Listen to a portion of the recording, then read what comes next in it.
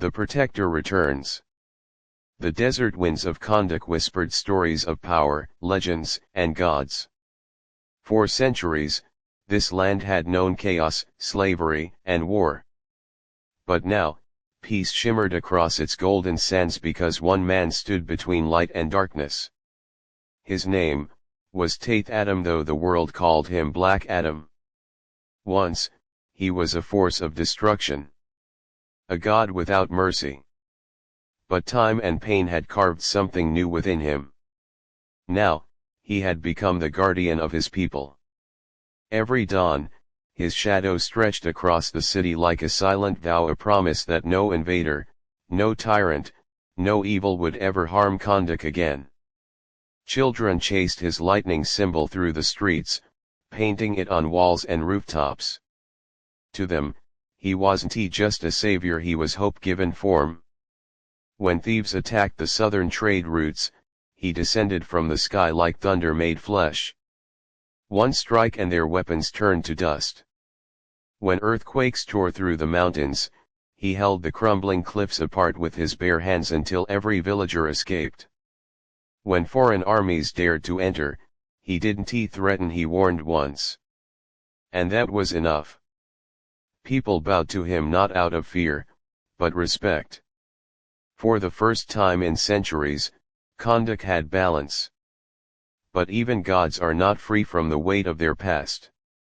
Every night, Adam stood on the highest tower of his city, staring into the endless desert, remembering the faces of those he once destroyed, the innocent, the guilty, the forgotten. He had power beyond imagination, yet inside, he carried a storm that never rested. The High Council of Kondak often visited him. Their leader, a wise woman named Zara, once told him, "You've saved us, Adam. But someday, someone will come who won't fear your power." He didn't answer. He just looked to the horizon, eyes glowing faintly with electricity, as if he already knew something was coming. Weeks passed. The winds grew colder. Animals fled the eastern mountains. Farmers whispered that the sun itself seemed dimmer. Strange symbols began appearing on the rocks near the border, symbols older than magic, burning with an energy unknown even to the gods. One evening, as Adam flew over the desert, he saw it, a circle of black fire carving itself into the sand. Lightning struck the sky as if warning him. But when he landed, the fire vanished, leaving behind a single mark that glowed like blood under moonlight. He touched it.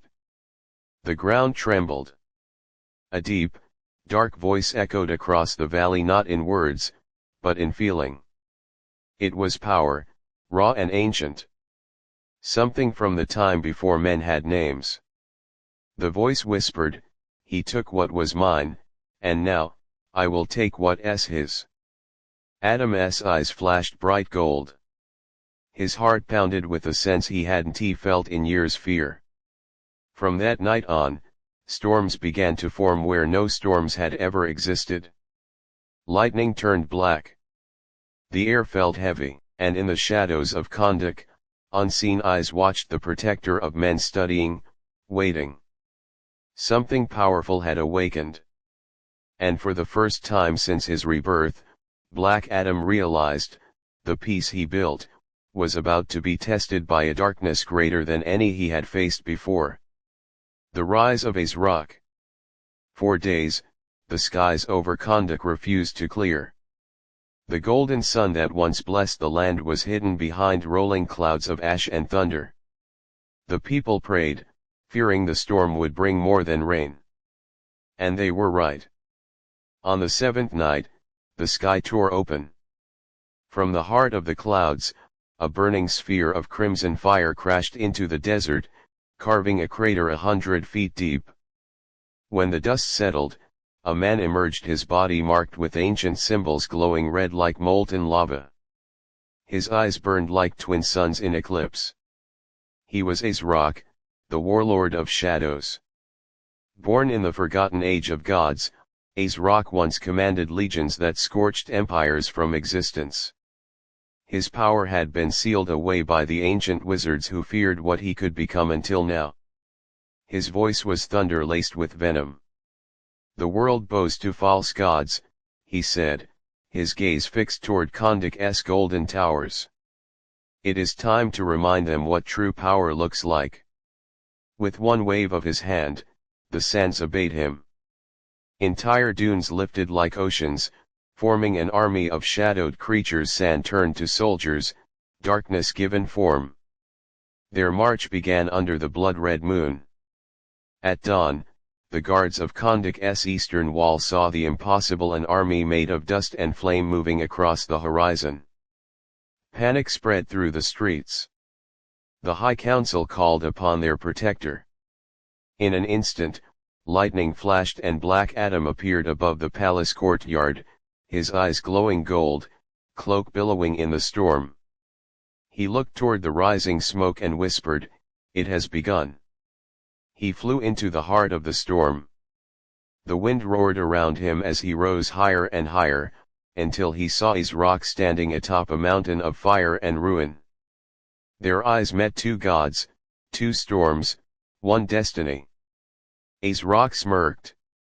"So, the people's savior comes at last." Adam's voice echoed across the desert, "Leave this land, before I make you regret stepping foot on it." Rock laughed, a deep, echoing sound that made the earth tremble. "You protect mortals, weak, fragile things. You could rule them. Yet you choose to serve them. Power means nothing if you can't protect the innocent," Adam answered coldly. The ground split beneath them as both unleashed their power.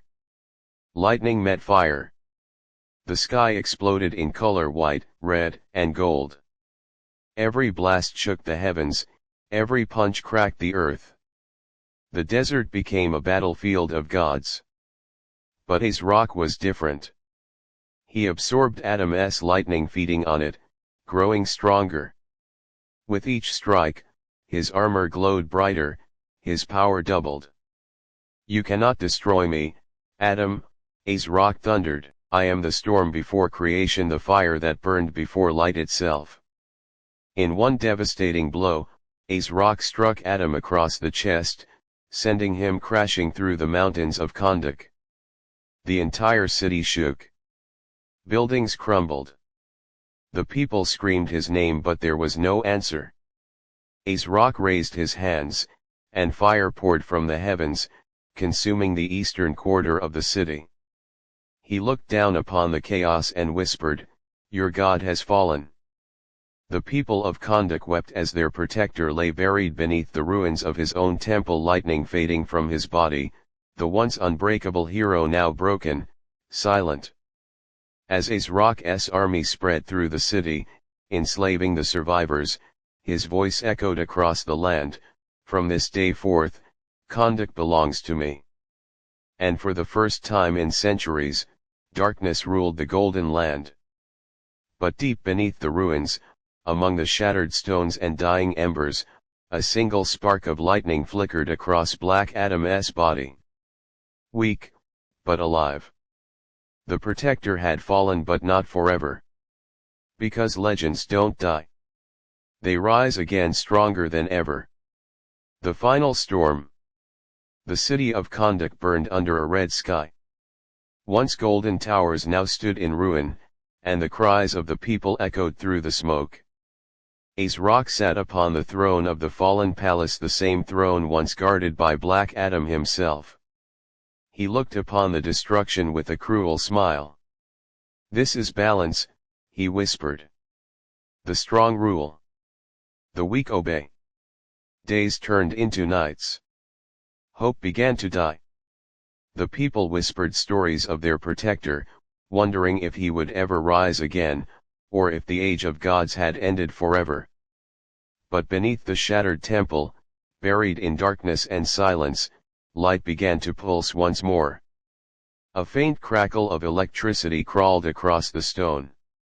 Then, from the shadows, came a sound, a heartbeat. Slow. Powerful. Relentless. Boom. Boom! Boom! Lightning exploded from the ruins, shattering stone and dust. From beneath the ground, Black Adam rose, his body scarred, his armor torn, but his spirit burning fiercer than ever. He looked toward the horizon, his city, his people, his home all in flames. And he whispered only one word: enough. High voltage, the return of the Protector. When Azrak's soldiers marched through the market streets, a bolt of gold tore through the sky, striking the earth with divine fury. Sand and flame scattered as Black Adam descended, eyes blazing with pure lightning. The ground cracked beneath his feet. The very air trembled. "Tell your master," he said, his voice echoing like thunder, "Kondak does not kneel." He raised his hand and with a single flash, thousands of shadow soldiers turned to dust. The people gasped in awe. Hope returned to their eyes like sunrise after endless night. Azrak felt the surge from his throne and rose in anger. "Impossible," he growled. He was finished. As he stepped into the battlefield, the storm gathered, the desert roared with wind, fire, and lightning, two gods preparing for their final war. Crossed swords, the final battle. When they met again, the world itself seemed to stop. Their power was beyond reason, every strike shattered mountains, every roar split the sky. Azrak unleashed waves of black fire, enough to burn entire cities to ash. Adam countered with storms that could tear the heavens apart. "You cannot stop what is eternal," Azrak shouted. "Then I will become eternity," Adam answered. They collided in a burst of pure energy, a blinding explosion of gold and crimson. The blast lit the desert for miles, and when the dust cleared, only two figures remained, both barely standing, both bloodied, both gods brought down to men. Azrak charged, his fist blazing. Adam caught it mid-strike. "This land is not yours," Adam roared. Lightning burst from his entire body, flooding the battlefield. Azrak screamed as the lightning tore through him, his own power consumed by the storm. Then, with one final surge, Black Adam shouted the word that birthed his power: Shazam! Thunder struck from the heavens, crashing upon Azrak with divine wrath. When the light faded, the warlord of shadows was gone, his flames extinguished, his name erased from history. The storm cleared. Silence fell over Kondak. And as the golden sun broke through the clouds for the first time in weeks, the people looked up and saw their protector standing, weary, scarred, but victorious. He turned toward the survivors and said softly, "Power means nothing if it serves only yourself. True strength is born when you fight for others." Sunrise Epilogue. Weeks later, Kondak began to rebuild. The people sang songs of the storm that saved them, of the man who defied gods and conquered darkness, not with rage, but with purpose. Black Adam no longer called himself ruler, nor God. He became something far greater, a guardian of balance. And though peace had returned, he knew one truth: there would always be darkness in the world, but as long as there was one spark of light, one man willing to stand against it, the storm would never die. High voltage. Moral of the story: real power isn't measured by how much you can destroy. It's measured by how much you can protect. The greatest heroes aren't those who rule with fear, but those who rise with purpose, even when the world falls.